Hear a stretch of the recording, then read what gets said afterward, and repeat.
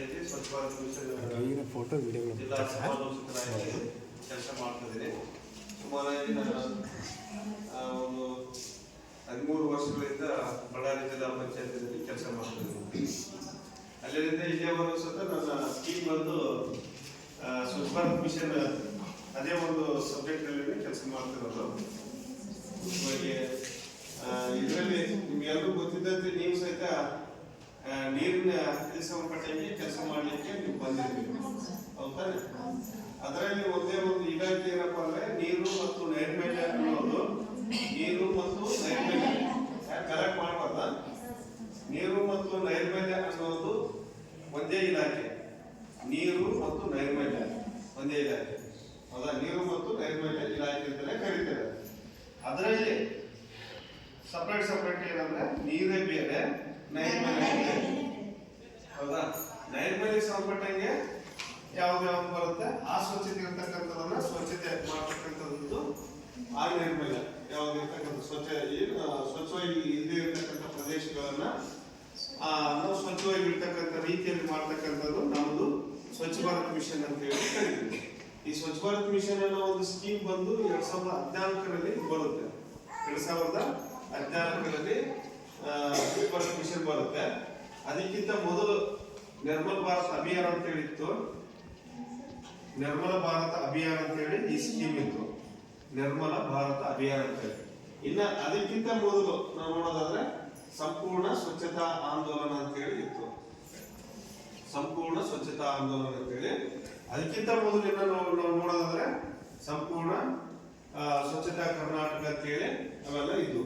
Okay, ನಾವಿಷ್ಟು scheme ನಾವು ನೋಡ್ಕೊಂತ ಬರೋದಾದ್ರೆ ಮುಖ್ಯವಾಗಿ ನಮ್ಮ ಸ್ಕೀಮ್ ಬಗ್ಗೆ ನಾನು ಪರಿಚಯ ಮಾಡ್ಕೊಂಡಿದ್ದೀನಿ. ನಮ್ಮದು ಸ್ವಚ್ಛ ಭಾರತ್ ಮಿಷನ್ ಅಂತ ಹೇಳಿ ಕರೀತೀವಿ. ಸ್ವಚ್ಛ ಭಾರತ್ ಮಿಷನ್ ನಿಮ್ಗೆ ಎಲ್ಲರಿಗೂ ಗೊತ್ತಿದ್ದಂತೆ ನೀರೇ ಬೇರೆ, ಅದನ್ನು ಸರಿಯಾಗಿ ಇಟ್ಕೋಬೇಕು. ಬಟ್ ಆದ್ರೆ ಎಲ್ಲ ಏನಾದ್ರೂ ಒಂದು ಕೆಲಸ ಬಿತ್ತಂದ್ರೆ ನೀರು ಮತ್ತು ನೈರ್ಮಲ್ಯ ಇಲಾಖೆ ಅಂದಾಗ ನೀವು ಕೆಲಸ ಮಾಡ್ಬೇಕಾಗ್ತದೆ, ನಾವು ಕೆಲಸ ಮಾಡ್ಬೇಕಾಗ್ತದೆ, ಹೌದಾ? ಎಲ್ಲಿ ನೀರು ಇರುತ್ತೆ ಅಲ್ಲಿ ಆ ನೈರ್ಮಲ್ಯ ಅಂತ ಇರುತ್ತೆ. ಅದಕ್ಕಾಗಿ 2 ಇಲಾಖೆಗಳನ್ನ ಒಂದುಗೂಡಿಸಿ ಮಾಡಿದ್ದಾರೆ. ನೀರು ಅತಿ ಹೆಚ್ಚಾಗಿ ಎಲ್ಲಿ ನಾವು ಜಾಸ್ತಿ ಈಗ ನೀವೇ ನೋಡಿದಂಗೆ ನಮಗೆ ಒಂದು ಊರಿನಲ್ಲಿ ಚರಂಡಿ ಇಲ್ಲ ಬೇರೆ ಏನಾದ್ರು ಬಾವಿಗಳು ಕಾಲುಗಳು ಹರಿತೇವಂದ್ರೆ ಅವೆಲ್ಲರೂ ಒಂದ್ ಕಡೆ ಸ್ಲಮ್ ಕ್ರಿಯೇಟ್ ಆಗಿರ್ತಾವ. ಎಲ್ಲರೂ ಹೊರಗಡೆ ಹೋಗಿ ಸ್ಲಮ್ ಕ್ರಿಯೇಟ್ ಆಗಿರ್ತವೆ. ಆ ನೀರಿನಿಂದ ಮತ್ತೆ ಹಂದಿಗಳು, ಹಾವುಗಳು, ಚೋಳುಗಳು, ನಾಯಿಗಳು ಎಲ್ಲ ಬರ್ತಕ್ಕಂಥ ಸ್ಟಾರ್ಟ್ ಆಗಿರ್ತಾವ. ಮತ್ತೆ ಅದರಿಂದ ರೋಗ ರುಜಿನಗಳು, ಸೊಳ್ಳೆಗಳು ಕಾಟ ಜಾಸ್ತಿ, ಮತ್ತೆ ರೋಗ ರುಜಿನಗಳು ಸ್ಟಾರ್ಟ್ ಆಗಿರ್ತವೆ. ನೀರು ಮತ್ತು ನೈರ್ಮಲ್ಯ ಇಲ್ಲಿ ಕರೀತಾರೆ. ಅದಕ್ಕಾಗಿನೇ ನಮ್ಮ ಇಲಾಖೆನ ಒಂದ್ ಕಡೆ ಸ್ವತಂತ್ರವಾಗಿ ಸಪರೇಟ್ ಆಗಿ ಈ ಒಂದು ಇಲಾಖೆ ಅಡಿಯಲ್ಲೇ ಒಂದು ಆನೈರ್ಮಲ್ಯ ಸಂಬಂಧಪಟ್ಟ ಕೆಲಸ ಮಾಡಬೇಕನ್ನೋ ಉದ್ದೇಶ ಇಟ್ಕೊಂಡು ಸಪರೇಟ್ ಸ್ವಚ್ಛ ಭಾರತ್ ಮಿಷನ್ ಅನ್ನ ಇದು ಬಂದಿದ್ದು. ಮುಖ್ಯವಾಗಿ ಇಲ್ಲಿ ಸ್ವಚ್ಛ ಭಾರತ್ ಮಿಷನ್ ಅನ್ನೋದು ನಾವು ಕೆಲಸ ಮಾಡ್ತಕ್ಕಂಥದ್ದು ಮನೆಗೆ ಶೌಚಾಲಯಗಳನ್ನ ಕಟ್ಟಿಸಿಕೊಡೋದು. ಮನೆಗೆ ಶೌಚಾಲಯಗಳನ್ನ ಕಟ್ಟಿಸಿಕೊಡೋದು. ಅದು ಉದ್ದೇಶ ಏನಪ್ಪಾ ಅಂತ ಹೇಳಿ ನಿಮ್ಗೆ ಗೊತ್ತಿದೆ. ಶೌಚಾಲಯ ಕಟ್ಟಿಸೋದು ಯಾಕೆ? ನಮ್ಮ ಪರಿಸರವನ್ನ ಸ್ವಚ್ಛತೆಯಿಂದ ಇಟ್ಕೊಳ್ಳೋ ತರ ಮಾಡೋದು, ಹೌದಾ?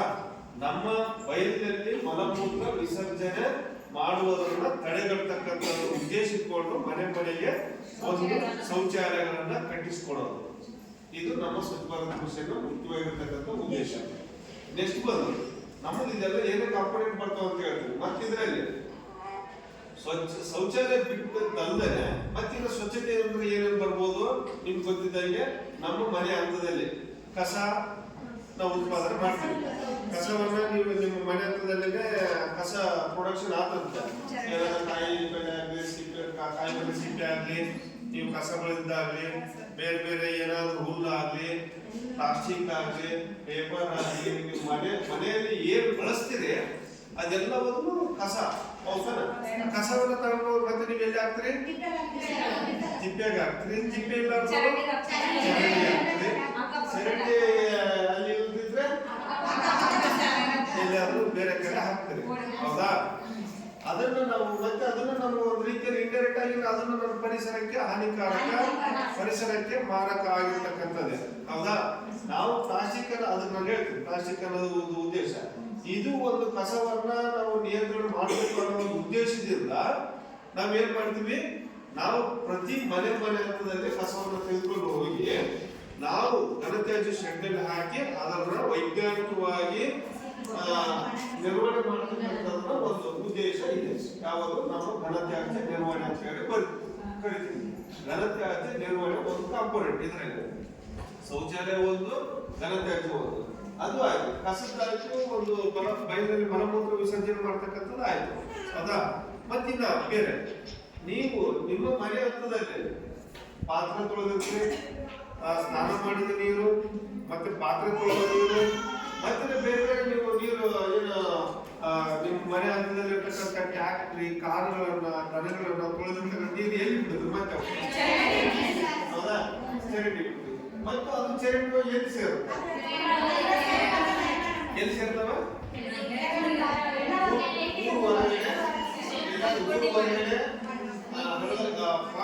ದೊಡ್ಡ ಕುಣಿದಂಗಿರುತ್ತೆ, ಇಲ್ಲ ಊರ್ ಹೊರಗಡೆ ಹೊರಗಳ ಹೋಗಿ ಸೇರ್ಕೊಳ್ತವೆ.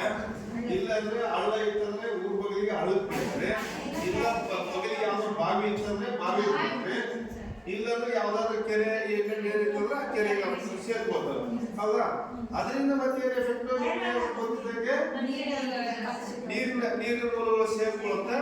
ನೀರಿನ ಮೂಲ ಸೇರ್ಕೊಂಡು ಮತ್ತೆ ನಮಗೆ ಅದನ್ನು ಪರಿಸರಕ್ಕೆ ಹಾನಿಕಾರಕವಾಗಿರ್ತಕ್ಕಂಥದ್ದು. ಇದು ನೀರಿನ ಸಮಸ್ಯೆ. ಮತ್ತೆ ಇದು ಒಂದು ನಾವು ಇದನ್ನು ತಡೆಗಟ್ಟಬೇಕನ್ನೋ ಒಂದು ಉದ್ದೇಶದಿಂದ ನಾವು ಬೂದು ನೀರು ನಿರ್ವಹಣೆ ಅಂತ ಹೇಳಿ ಕರಿತೀವಿ. ಬೂದು ನೀರು ಅಂತ ಹೇಳಿ ಅಂದ್ರೆ ಗ್ರೇ ವಾಟರ್ ಮ್ಯಾನೇಜ್ಮೆಂಟ್ ಅಂತ ಹೇಳಿ ಬೂದು ನೀರು. ಈ ಮನೆ ಹಂತದಲ್ಲಿ ತೊಳೆದಿರ್ತಕ್ಕಂಥ ನೀರು, ಮನೆ ಹಂತದಲ್ಲಿ ಏನು ಪಾತ್ರೆ ತೊಳೆದ ನೀರು, ಸ್ನಾನ ಮಾಡಿದ ನೀರು, ಮತ್ತೆ ಬಟ್ಟೆ ತೊಳೆದ ನೀರು, ಮತ್ತೆ ನೀವು ಕಾರು, ದನ ಏನೇನು ತೊಳಿತೀರಿ ಅವೆಲ್ಲ ನೀರನ್ನ ನಾವೇನ್ ಮಾಡ್ತೀವಿ, ಮತ್ತೆ ನೀರಿನ ಮೂಲಗಳಿಗೆ ಇರ್ತಕ್ಕಂಥದ್ದು ನಾವು ಇದು ಮಾಡ್ಕೊಂಡ್ ಬರ್ತೀವಿ. ಹೌದಾ? ಅದನ್ನು ನಿಯಂತ್ರಣ ಮಾಡ್ಬೇಕನ್ನೋ ಒಂದು ಉದ್ದೇಶದಿಂದ ನಾವು ಏನ್ ಹೇಳ್ತೀವಿ ಈಗ? ಏನ್ ಹೇಳ್ತೀವಿ? ಬೂದು ನೀರು ನಿರ್ವಹಣೆ ಅಂತ ಕರಿತೀವಿ. ಈ ನೀರಿನಲ್ಲಿ ಎರಡು ಟೈಪ್ ಬರ್ತವೆ. ಹೌದಾ? ಬೂದು ನೀರು ಮತ್ತು ಕಪ್ಪು ನೀರು ಅಂತ ಹೇಳಿ. ಹೌದಾ? ಕಪ್ಪು ನೀರಂದ್ರೆ ಯಾವುದು ಅಂತೇಳಿ ನಿಮಗೆ ಅದು ಒಂದು ಕಾಂಪೋನೆಂಟ್. ಈಗ ಬೂದು ನೀರು ಆಯ್ತು, ಶೌಚಾಲಯ ಆಯ್ತು, ಘನತ್ಯಾಜ್ಯ ಆಯ್ತು, ನೀರು ಬೂದು ನೀರು. ಹೌದಾ? ಈ ಕಪ್ಪು ನೀರು ಈಗ ಪಾತ್ರೆ ತೊಳೆದ ನೀರು, ಬಟ್ಟೆ ತೊಳೆದ ನೀರು, ಏನು ನಿಮ್ಮ ಅಡಿಗೆ ಮನೆ ನೀರು ಏನ್ ಬರ್ತವೆ ಚರಂಡಿ ಮೂಲಕ ಬೀಳ್ತದೆ. ಕಪ್ಪು ನೀರು ಅಂದ್ರೆ ಈಗ ನಿಮ್ಮ ಮನೆ ಹಂತದಲ್ಲಿ ಶೌಚಾಲಯ ಕಟ್ಟಿಸಿಬಿಟ್ಟಿರ್ತದೆ. ಶೌಚಾಲಯನ ನೀವು ಕಟ್ಟಿಸಿರ್ತಾರೆ. ಶೌಚಾಲಯದ ಗುಂಡಿ ತುಂಬಿದ ಮೇಲೆ ಆ ಶೌಚಾಲಯದ ಗುಂಡಿಯ ಮಲತ್ಯಾಜ್ಯವನ್ನ ನೀವೇನ್ ಮಾಡ್ತೀರಿ? ಶೌಚಾಲಯದ ಮಲತ್ಯಾಜ್ಯವನ್ನ ತಗೊಂಡು ಹೋಗಿ ಸಂಖ್ಯೆ ಮಿಷನ್ ಬಂದು ಹೊರಗಡೆ ಎಲ್ಲಾದ್ರೂ ಊರು ಹೊರಗಡೆ ಬಯಲು ಪ್ರದೇಶದಲ್ಲಿ ಇಲ್ಲದ್ರ ಕೆರೆಗೆ ಹಳ್ಳಕ್ಕೆ ಎಲ್ಲಾದ್ರೂ ಹೋಗಿ ಬಯಲು ಪ್ರದೇಶ ಹಾಕಿಬಿಡ್ತಾರೆ. ಹೌದಾನೆ? ಬಯಲಿನಲ್ಲಿ ನಮ್ಮ ಮಲತ್ಯಾಜ್ಯವನ್ನ ಸಂಖ್ಯೆ ಮಿಷನ್ ಮೂಲಕ ತೆಗೆದುಕೊಂಡು ಹೋಗಿ ಬಯಲು ಪ್ರದೇಶದಲ್ಲಿ ಹಾಕ್ತಾರೆ. ಮತ್ತೆ ಅದು ಇಂಡೈರೆಕ್ಟ್ ಆಗಿ ಮಳೆ ಬಂದಾಗ ಆ ಒಂದು ಮಲತ್ಯಾಜ್ಯ ಮತ್ತೆ ಅದು ಯಾವ ಮೂಲಗಳು ಸೇರ್ಕೊಳ್ಳುತ್ತೆ? ಹೌದಾ? ಇಲ್ಲಾದ್ರೂ ಒಂದ್ ಕಡೆ ಬಂದು ಕಾಲುವೆಗೆ, ಕೆರೆಗೆ, ಬಾವಿಗೆ ಯಾವ್ದಾದ್ರು ಬಂದು ಸೇರ್ಕೊಂಡು ಮತ್ತೆ ನಮ್ಗೆ ಏನ್ ಮಾಡುತ್ತೆ? ಅದು ನಮ್ಮ ಪರಿಸರಕ್ಕೆ ನೀರಿನ ಮೂಲಗಳು ಸೇರ್ಕೊಂಡು ಇದನ್ನ ಹಾನಿಕಾರಕ ಆಗ್ತಕ್ಕಂಥದ್ದು. ಹೌದಾ? ಇದನ್ನ ಈ ನೀರನ್ನು ನಾವೇನಂತ ಕರಿತೀವಿ? ಕಪ್ಪು ನೀರು ಅಂತ ಹೇಳಿ ಕರಿತೀವಿ. ಬ್ಲಾಕ್ ವಾಟರ್ ಅಂತ ಕರಿತೀವಿ. ಚರಂಡಿ ನೀರನ್ನ ಗ್ರೇ ವಾಟರ್ ಅಂತ ಕರಿತೀವಿ. ಬೂದು ನೀರು ಅಂತ ಕರಿತೀವಿ. ಓಕೆ, ಈ ಎರಡು ವ್ಯತ್ಯಾಸ ಆಯ್ತು. ಶೌಚಾಲಯ ಆಯ್ತು, ನೀರಾಯ್ತು, ಘನತ್ಯಾಜ್ಯ ಮನೆ ಹಂತದಲ್ಲಿ ಉತ್ಪಾದನೆ ಆಗ್ತಕ್ಕಂಥ ಕಸ ನಿರ್ವಹಣೆ ಮಾಡ್ತಕ್ಕಂಥದ್ದಾಯ್ತು. ಮತ್ತೆ ನೆಕ್ಸ್ಟ್ ಬೂದು ನೀರು ಇದೆಲ್ಲ ಕಪ್ಪು ನೀರು ಆಯ್ತು. ನೆಕ್ಸ್ಟ್ ಅದೇ ಅಲ್ಲದೆ ನೆಕ್ಸ್ಟ್ ಬಂದು ಇಲ್ಲ ಒಂದು ನಿಮಗೆ ಇದೆಲ್ಲ ಐತೆ. ನಾವೇನಾದ್ರೂ ಶೌಚಾಲಯ ಕಟ್ಟಿಸ್ಕೋಬೇಕಪ್ಪ ಅಂದ್ರೆ ನಮ್ಮ ಮನೆಗೆ ಜಾಗ ಇಲ್ಲ. ನಮ್ಮ ಮನೆ ಹಂತದಲ್ಲಿ ಶೌಚಾಲಯ ಗುಂಡಿ ತೋಡಕ್ ಹೋದ್ರೆ ಕಲ್ಲು ಬರುತ್ತೆ, ಗುಡ್ಡ ಏನಾದ್ರು ಗುಡ್ಡದ ಮೇಲೆ ಮನೆ ಕಟ್ಟಿರ್ತಾರ. ಇಲ್ಲಾಂದ್ರೆ ಕುಡಿ ತೋಡಕ್ ಹೋದ್ರೆ ಬಸಿ ನೀರು ಬರುತ್ತೆ, ಅಂದ್ರೆ ಸ್ವಲ್ಪ ಅಂತರ್ಜಲ ಮೇಲೆ ಇದ್ದಾಗ ಬಸಿ ನೀರು ಬರ್ತಾವ ಅಂತ ಹೇಳ್ತಿರ್ತಾರ. ಹೌದಾ? ಅದಕ್ಕೂ ನಾವ್ ಏನಾದ್ರು ಪ್ಲಾನ್ ಮಾಡ್ಬೇಕು. ಜಾಗ ಇಲ್ಲ ನಮ್ಗೆ, ಅದಕ್ಕೆ ಏನಾದ್ರೆ ಅವಾಗ ಏನ್ ಮಾಡ್ಬೇಕು? ಮತ್ತೆ ನಮ್ದು ಇನ್ನೊಂದು ಕಾಂಪೋನೆಂಟ್ ಏನಪ್ಪಾ ಅಂದ್ರೆ ಸಮುದಾಯ ಶೌಚಾಲಯಗಳನ್ನ ಕಟ್ಟಿಸ್ಕೊಳ್ಳೋದು. ಸ್ವಚ್ಛ ಭಾರತ್ ಮಿಷನ್ ಅಲ್ಲಿ ಸಮುದಾಯ ಇವು ಎಲ್ರಿಗೂ ನಾವು ಕವರ್ ಮಾಡ್ಬೇಕು, ಪ್ರತಿ ಒಬ್ಬರಿಗೂ ಕವರ್ ಮಾಡ್ಬೇಕು. ಹೌದಾ? ಸಮುದಾಯ ಶೌಚಾಲಯಗಳನ್ನ ಕಟ್ಟಿಸಿಕೊಟ್ಟು ಅವರು ಅದರ ಮೂಲಕ ಸಹಿತ ನಮ್ಮ ಬಯಲಿನಲ್ಲಿ ಮಲಮೂತ್ರ ವಿಸರ್ಜನೆ ಮಾಡ್ತಕ್ಕಂಥದನ್ನ ನಿಯಂತ್ರಣ ಮಾಡಬೇಕು. ಬಯಲಿನಲ್ಲಿ ಮಲಮೂತ್ರ ವಿಸರ್ಜನೆ ಮಾಡ್ತಕ್ಕಂಥ ನಿಯಂತ್ರಣ ಮಾಡ್ತಕ್ಕಂಥ ಉದ್ದೇಶದಿಂದ ಸರ್ಕಾರಿ ಸ್ಥಳದಲ್ಲಿ ಸಮುದಾಯ ಶೌಚಾಲಯಗಳನ್ನು ಕಟ್ಟಿಸಿಕೊಟ್ಟು ಆ ಒಂದು ಜನರನ್ನ ಸಮುದಾಯ ಶೌಚಾಲಯ ಕಡೆ ಹೋಗ್ತಕ್ಕಂಥದ್ದು ಮಾಡೋದು. ಓಕೆ, ಇದಾಯ್ತು. ನಮ್ದು ಇಷ್ಟು ಕಾಂಪೋನೆಂಟ್ ಅಲ್ದೇನೆ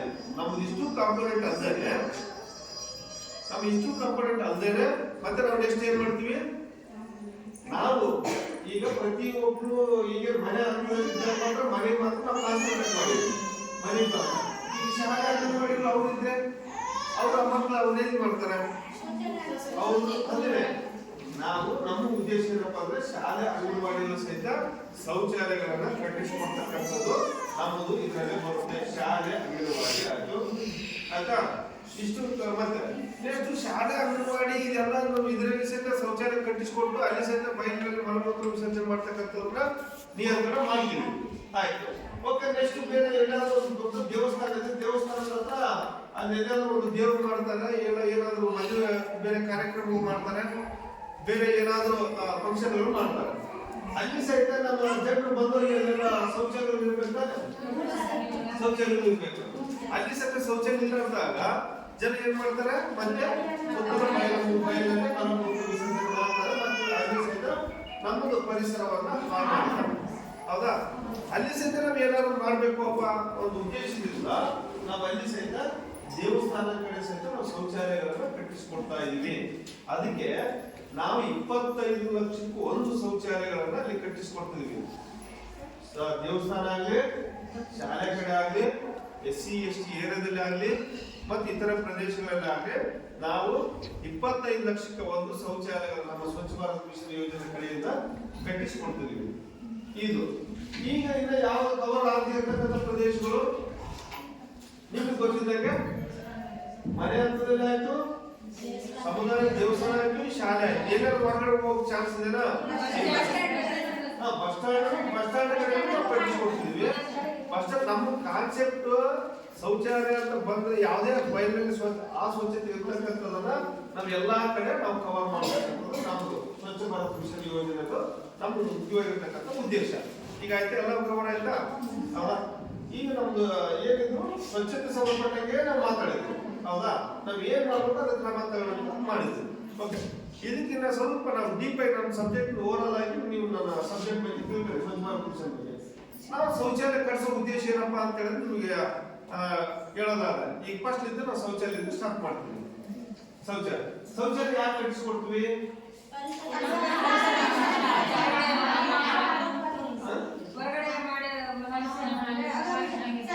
ಬಯಲಲ್ಲಿ ಮಲಮೂತ್ರ ವಿಸರ್ಜನೆ ಮಾಡಬಾರ್ದು ಅನ್ನೋ ಉದ್ದೇಶ. ಆಯ್ತಾ? ಬಯಲಲ್ಲಿ ಮಲಮೂತ್ರ ವಿಸರ್ಜನೆ ಮಾಡಬಾರ್ದು.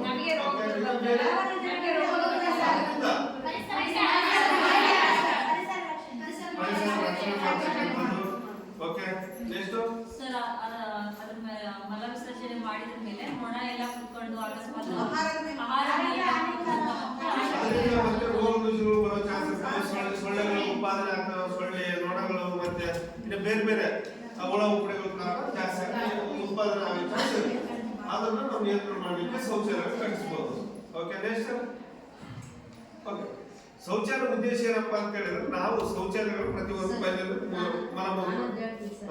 ಯಾವುದೇ ಹೆಣ್ಣಾಗ್ಲಿ ಗಂಡ ಆಗ್ಲಿ ಹೊರಗಡೆ ಹೋಗಿ ಮಾಡೋದ್ರಿಂದ ನಮ್ಮ ಮರ್ಯಾದೆ ಅನ್ನೋ ಒಂದು ಉದ್ದೇಶದಿಂದ ನಾವು ಒಂದು ರೂಮ್ ಅಂತ ಮಾಡಿ ಅದು ಶೌಚಾಲಯ ಇದು ಮಾಡಿದ್ರೆ ನಾವು ಸುರಕ್ಷಿತವಾಗಿ ಇರ್ತೀವಿ, ಲೇಡೀಸ್ ಆಗ್ಲಿ ಜೆಂಟ್ಸ್ ಆಗ್ಲಿ ಅಂತ ಹೇಳ್ತೀವಿ.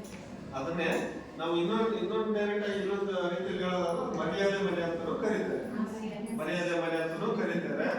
ನಾವು ಬೇರೆ ಬೇರೆ ಈಗ ನಾವು ಹಿಂದಿನ ಕಾಲದಲ್ಲಿ ನಾವು ನೋಡೋದಾದ್ರೆ ಹೆಣ್ಮಕ್ಳಾಗ್ಲಿ ಗಂಡು ಮಕ್ಕಳಾಗ್ಲಿ ಎಲ್ಲರೂ ಮಕ್ಕಳಾಗ್ಲಿ ಬಯಲಲ್ಲಿ ಮಲಮೂತ್ರ ವಿಸರ್ಜನೆ ಮಾಡ್ಲಿಕ್ಕೆ ಹೋಗ್ತಿದ್ರು ಆಗಿನ ಕಾಲದಲ್ಲಿ. ಈಗ ಪ್ರತಿಯೊಬ್ಬ ಮಹಿಳಾ ಶೌಚಾಲಯ ಆಗಿದೆ.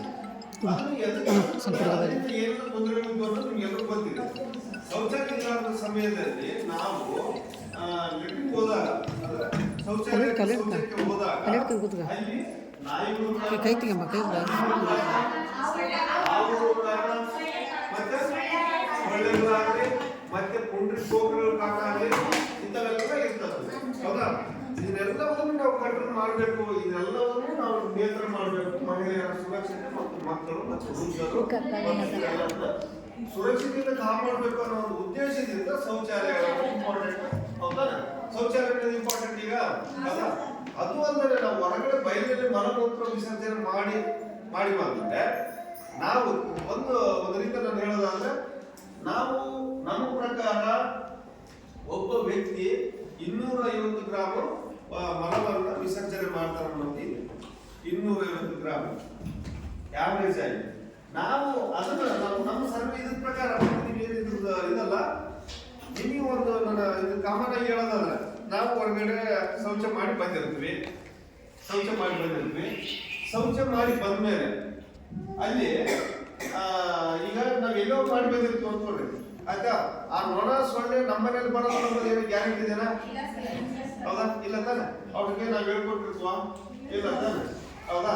ಹಸಿ ಒಂದು ಶೌಚ ಮಾಡಿ ಬಂದ್ಮೇಲೆ ನಾವು ಅದರಲ್ಲಿ ಯಾವುದೇ ನೊಣ ಆಗಲಿ ಸೊಳ್ಳೆ ಆಗಲಿ ಅದರಲ್ಲಿ ಮತ್ತೆ ನಾವೇನ್ ಮಾಡ್ತೇವೆ, ನಾವು ತಿನ್ನತಕ್ಕಂಥ ಆಹಾರವನ್ನು ಕುತ್ಕೊಳ್ತವೆ. ನಮ್ಗೆ ಗೊತ್ತಿರೋದಿಲ್ಲ ಅದು ಮಲಮೂತ್ರ ಬಿಟ್ಟು ಹೋಗಿರುತ್ತೆ ಅನ್ನೋದು. ಬಟ್ ಅದನ್ನ ನಾವು ಅದನ್ನ ಸೇವನೆ ಮಾಡ್ಕೊಳ್ಳಾದ್ರೆ ಮತ್ತು ಬೇರೆ ಬೇರೆ ಅದನ್ನು ಡೈರೆಕ್ಟ್ ಆಗಿ ಸೇವನೆ ಮಾಡಿದ್ರೆ ಅದನ್ನು ನಾವು ಇಂಡೈರೆಕ್ಟ್ ಆಗಿ ನಾವು ಮಲವನ್ನು ಸೇವಿಸ್ತೀವಿ. ಅದು ಹೋಗ್ಲಿ. ಇನ್ನ ಒಂದು, ನೀವು ನೊಣಕ್ಕೆ ಎಷ್ಟು ಕಾಲು ಇರ್ತವೆ? 4 ನೊಣಕ್ಕೆ ಎಷ್ಟು ಕಾಲು ಇರ್ತವೆ? 4 ಸರ್. 4 ಸರ್. ಎಷ್ಟು ಕಾಲು ಇರ್ತವೆ?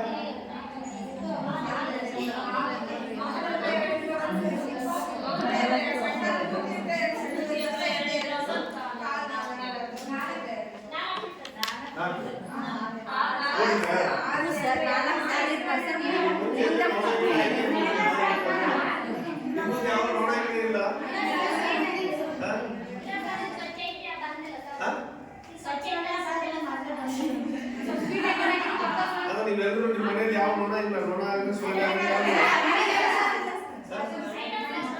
ಮತ್ತೆ ನೊಣ ನೋಡಿಲ್ಲ?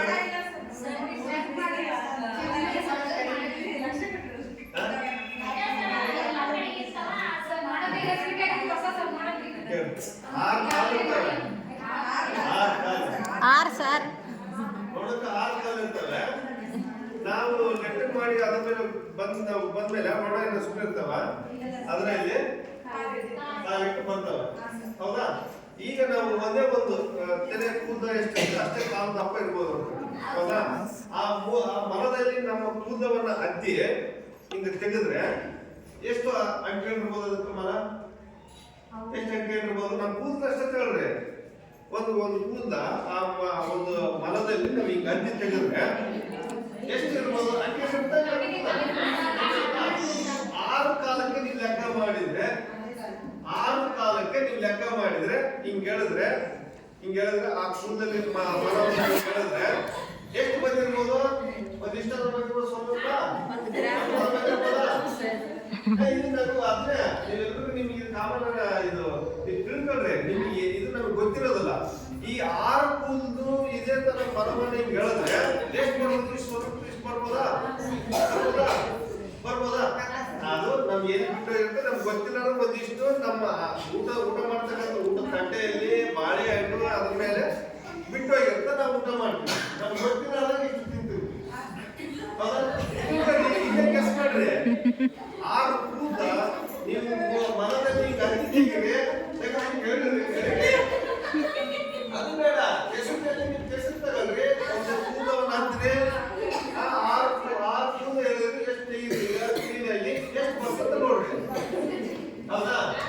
ಹೆಸರಲ್ಲಿ ಈಗ ನಾವೇ ಹೇಳೋದಾದ್ರೆ ಕೆಸ್ ಮಾಡ್ರಿ. ನಾವು ಇಂಡೈರೆಕ್ಟ್ ನಾವು ಮಲವನ್ನು ನಾವು ಸೇವನೆ ಮಾಡ್ತಿದೀವಿ. ಹೌದಾ? ಅದು ಸಹಿತ ನಮಗೆ ಆರೋಗ್ಯಕ್ಕೆ ಹೌದಾ? ನಾವು ಇಂಡೈರೆಕ್ಟ್ ಆಗಿ ಯಾವ್ದೋ ಮಲ ನಾವು ಸೇವನೆ ಮಾಡ್ತೀವಿ. ನಮ್ದು ಇಲ್ಲ, ಯಾವ್ದೋ ಮೂತ್ರ ಅದರಲ್ಲಿ ಬಂದಿರ್ತಾರೆ, ಅದನ್ನು ನಾವು ಕುಡಿತೀವಿ. ಯಾವ್ದೋ ಮಲಮೂತ್ರ ಮಾಡಿರ್ತಾರೆ, ಆ ನೀರು ಬಂದು ಕೆರೆ ಬಂದಿರ್ತವೆ, ಬಾವಿ ಬಂದಿರ್ತವೆ, ಕಾಲುವೆ ಬಂದಿರ್ತವೆ, ಆ ನೀರನ್ನ ಕುಡಿತೀವಿ. ಮೊದಲನೇ ಶೌಚಾಲಯಗಳು ಇರಲಿಲ್ಲ, ಯಾರ ಮನೆಯಲ್ಲೂ ಶೌಚಾಲಯಗಳು ಇರಲಿಲ್ಲ. ನಾವು ಇಂಡೈರೆಕ್ಟ್ ಆಗಿ ನಾವೆಲ್ಲ ನೀರು ಅವೇ ಕುಡಿತಿದ್ವಿ, ಅವೇ ಕಾಲುವೆ ನೀರು, ಅವೇ ಕೆರೆ ನೀರು ಕುಡಿತಿದ್ವಿ. ಅವಾಗ ಮೊದಲೆಲ್ಲ ನಮ್ಮ ಜನರೆಲ್ಲ ಕೆರೆಗೆ ಡೈರೆಕ್ಟ್ ಕೆರೆಗೆ ಚೌಕದಲ್ಲಿ ಕೆರೆಗೆ ಕೆರೆ ಕಡೆ ಹೋಗೋದು ಅಲ್ಲೇ ತೊಳ್ಕೊಂಡು ಬರೋದು. ಹೌದಾ? ಹೌದಾನೆ? ಕೆಲವು ನಾವು ಇದನ್ನ ನೀರು ಕುಡಿತಿದ್ವಿ. ಮತ್ತೆ ನಮ್ಮ ದನಗಳು ನಮ್ಮ ಮನೆಯಲ್ಲಿ ಇರ್ತಕ್ಕಂಥ ದನ ಅವೆಲ್ಲ ದನಗಳನ್ನ ಅದನ್ನೇ ಅಲ್ಲೇ ತೊಳಿತಿದ್ವಿ. ಅದನ್ನೇ ನಾವೆಲ್ಲ ನೀರಿಲ್ಲಾರ್ದಾಗ ಮತ್ತೆ ಅವೆ ನೀರು ನಾವು ಕೊಡಗಳು ತಗೊಂಡು ಹೊತ್ಕೊಂಡ್ ಬರ್ತಿದ್ವಿ ಅದೇ ಕೆರೆಗಳು. ಹೌದಾ? ಮತ್ತೆ ಇಲ್ಲಿ ಯಾವ ಶುದ್ಧವಾಗಿ ನೀರು ಕುಡಿತಿದ್ವಿ ನಾವು? ಇಷ್ಟಾಗಿ ನಾವು ಇಷ್ಟೆಲ್ಲ ಆಲೋಚನೆ ಮಾಡೋದಾದ್ರೆ ಶೌಚಾಲಯ ಅನ್ನೋದು ಇಂಪಾರ್ಟೆಂಟ್. ಹೌದಾ? ಶೌಚಾಲಯ ಇಲ್ದಿದ್ರೆ ನಾವೇನ್ ಮಾಡ್ತೀವಿ? ಈಗ ನೀವೇ ತಿಳ್ಕೊಂಡ್ರಿ ಅಲ್ಲೇ ಹೊರಗಡೆ ಹೋಗ್ತಿದ್ರು. ಮೊದಲೆಲ್ಲ ತಿಪ್ಪೆ ಸಂದಿಗೆ, ಗಿಡಗಳ ಸಂದಿಗೆ, ಗುಡ್ಡ ಸಂದಿಗೆ ಟಾಯ್ಲೆಟ್ ಹೋಗೋರು. ಹೌದಾ? ಆಗಿನ ಕಾಲದಲ್ಲಿ ಎಷ್ಟೆಲ್ಲ ಸಮಸ್ಯೆಗಳು ಅನುಭವಿಸ್ತಿದ್ರು ಮಹಿಳೆಯರಾಗ್ಲಿ, ಮಕ್ಕಳಾಗ್ಲಿ, ವೃದ್ಧರಾಗ್ಲಿ, ಅವೆಲ್ಲ ಸಮಸ್ಯೆಗಳಿದ್ವು. ಅದು ಹೋಗ್ಲಿ. ಇನ್ನ ಮಳೆಗಾಲ ಸಮಯ ಬಂತಂದ್ರೆ ಅವಾಗ ಶೌಚಾಲಯ ಇಲ್ಲ ಅಂದಾಗ ಮಳೆಗಾಲ ಬಂತಂದ್ರೆ ಅವಾಗೆಲ್ಲ ಛತ್ರಿ ಪ್ರತಿಯೊಬ್ಬರ ಮೇಲೆ ಛತ್ರಿಕೆ ಇಲ್ವಾ? ಛತ್ರಿಕೆ ಇರಲಿಲ್ಲ. ಯಾರ ಮನೆಯಲ್ಲೂ ಛತ್ರಿಕೆ ಇರಲಿಲ್ಲ.